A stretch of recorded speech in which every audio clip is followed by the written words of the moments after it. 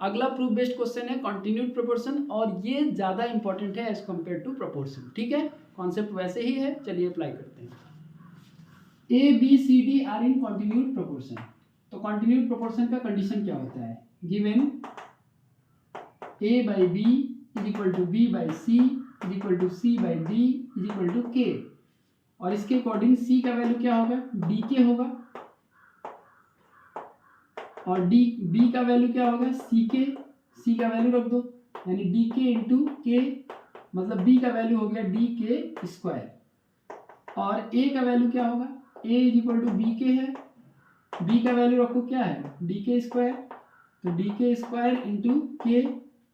ठीक है, इसका मतलब क्या हो गया? डी के क्यूब। ठीक है, तो देखो C को भी D के फॉर्म में रिप्रेजेंट कर दिया, B को भी D के फॉर्म में, और A को भी D के फॉर्म में रिप्रेजेंट कर देगा। अब केवल वैल्यू पुट करना है और प्रूव करना है। Now we have to prove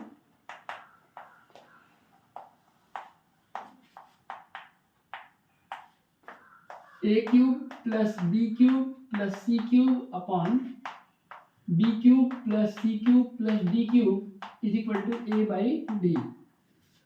तो A का वैल्यू क्या रखना है? डी के क्यूब, तो डी के क्यूब का होल क्यूब, बी का वैल्यू डी के स्क्वायर है तो डी के स्क्वायर का होल क्यूब, और सी का वैल्यू क्या है? डी के है तो डी के का होल क्यूब अपॉन, इसको कुछ भी नहीं रखना है, बी सी ना, बी की वैल्यू तो रख ही दो, D K square whole cube plus D K whole cube plus D cube is equal to A का वैल्यू क्या हो गया? डी के क्यूब, और डी तो डी रहने दो। चलो, अब इसके पावर पर पावर है तो मल्टीप्लाई हो जाएगा, तो D cube into K to the power 9 plus D cube into K to the power 6 plus D cube into K to the power 3 cube ही हो जाएगा मतलब, और ये हो गया D cube K to the power 6 plus D cube K to the power 3 plus D cube. यहाँ D और डी कैंसिल हो गया, इसका वैल्यू आया के क्यूब। चलो, ऊपर कॉमन क्या निकाल सकते हो? सबसे पहले तुम कॉमन निकालोगे डी क्यूब, और कॉमन क्या निकाल सकते हो? देखो के टू पावर 9 है, के टू पावर 6 है, के टू पावर 3 है। तुम्हें मालूम होना चाहिए कि जब बेस सेम रहता है तो पावर क्या होता है? ऐड होता है। A to power M into A to power N क्या होता है? A to the power M plus N. तो अगर यहाँ पे लिखा है के टू पावर 9 तो इसका मतलब है के टू पावर 9 को हम लिख सकते हैं के टू द पावर 6 प्लस 3, यानी के to power 6 into K to power 3। ऐसे के टू पावर 6 लिखा है तो उसको लिखा जा सकता है के टू पावर 3 प्लस 3, मतलब के to power 3 into K to power 3, और के टू पावर 3 को बस वही लिखना है के टू पावर 3। मैंने इस फॉर्म में क्यों चेंज किया? क्योंकि सबसे कम पावर का के का कितना है? 3 है, तो उसी के फॉर्म में इसको हम सेपरेट कर सकते हैं। 6 प्लस 3, इसको 3 प्लस 3, और इसको तो बस 3 रखना है, तो के क्यूब भी कॉमन आ जाएगा इसमें। ठीक है, के क्यूब जब कॉमन लेंगे तो यहाँ क्या बचेगा?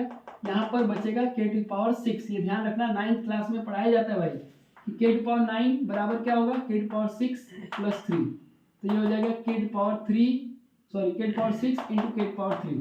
के टू पावर 6 को क्या लिखोगे? के टू पावर 3 प्लस 3, मतलब के to power 3 into K to power 3, और के टू पावर 3 को बस ऐसे लिखोगे, तो वही से कॉमन निकाल रहे हैं। ठीक है, चलो, तो यहाँ क्या बचेगा? के टू द पावर 6 बचेगा। यहाँ गलती करते हैं बच्चे, के टू पावर 3 लिख देते हैं, 3 3 जा 9 सोचते हैं, तो ये पावर है तो एडिशन पे चलता है ये, plus K to the power 3, यहाँ बचेगा 3, क्योंकि 3 निकल गया तो 3 बचा, यहाँ 3 निकला तो 6 बचा, और यहाँ 1 बचेगा, अपॉन यहाँ कॉमन क्या होगा? डी क्यूब, और ये तो के तो कॉमन ले नहीं सकते क्योंकि यहाँ के है नहीं, तो K to power 6 plus K to power 3 plus 1 is equal to K cube. अब देखो ये कैंसिल आउट हो गया, और डी क्यूब कैंसिल हो गया, तो के क्यूब इज इक्वल टू क्या हो गया? K cube.